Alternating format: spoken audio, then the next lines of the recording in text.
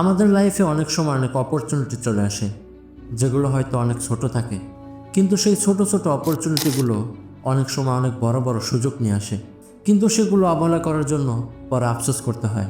ঠিক সেই রকম একটি গল্প বলতে চলেছি আজকের ভিডিওতে। তাই সবাই ধৈর্য সহকারে ভিডিওটি দেখার চেষ্টা করবেন। আর আমি আশা করছি আজকের ভিডিও দেখার পর আপনারা প্রত্যেককে লাইফের সকল অপরচুনিটিগুলোকে কাজে লাগিয়ে সফলতার দেখা পাবেন। So let's start the video. অনেক আগের জামানার এক দিন মজুরের গল্প। তার কাজ ছিল কাদার পিছনে গাড়ি বেঁধে সেখানে মাটি ভরে ভরে এক জায়গা থেকে অন্য জায়গায় নিয়ে পৌঁছানো, এবং সেই কাজ করে তার সংসার চালাতো।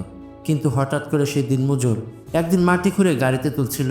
এমন সময় সে একটি ঝলমল একটি বস্তু দেখতে পেল, এবং সেই বস্তুটি এতটাই ঝলমল করছিল যে সে বাধ্য হয়ে বস্তুটি তার হাতে তুলে নিল, এবং সেই বস্তুটি তার গাধার গলায় পরিয়ে দিয়ে মাটি নিয়ে রওনা হলো। সেই রাস্তায় একটি বিরাট মনোহরের দোকান ছিল, এবং সেই দোকানদারকে সবাই শেঠজি বলে ডাকত। তো যখন সেই দিনমজুর তার গাধার গাড়ি নিয়ে সেই দোকানের সামনে দিয়ে যাচ্ছিল, তখন সেই শেঠজির নজর সেই ঝলমলে বস্তুটির উপর পড়ে।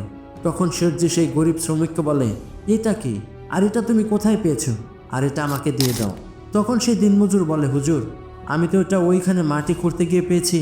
এখন যদি আপনি এটা নিতে চান তাহলে আমাকে 1 কেজি গুড় দিয়ে দেন, আর এটা আপনি রেখে দেন। বস্তুটি শেঠজির এতটাই পছন্দ হয় যে সে 1 কেজি গুড় দিয়ে ঝলমলে বস্তুটি কিনে নেয়, এবং শেঠজি সেই ঝলমলে বস্তুটি তার দোকানের সামনেই রেখে দেয়।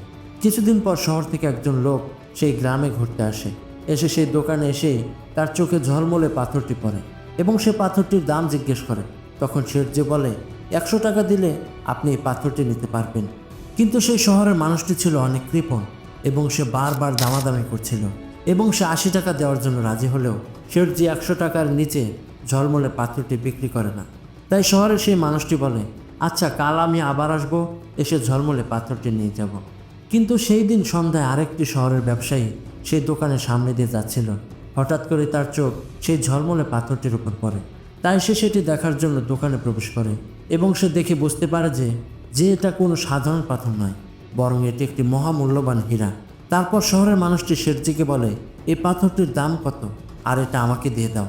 তখন শেঠজি বলে, ওকে, তাহলে 100 টাকা দিন আর পাথরটি নিয়ে নিন। তখন সে 100 টাকা দিয়ে পাথরটি নিয়ে চলে যায়। পরদিন সেই কৃপণ লোকটি দোকানে আসে এবং দেখতে পায় সেই ঝলমলে পাথরটি আর নেই। তখন সে শেঠজিকে জিজ্ঞেস করে, ওই ঝলমলে পাথরটি কোথায়?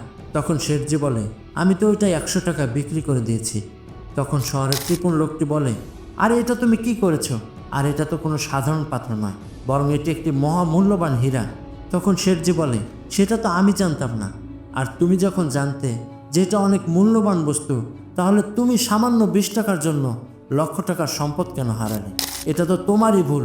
তুমি তো মূর্খ মানুষের মতো একটা বড় সুযোগ হাতছাড়া করেছো।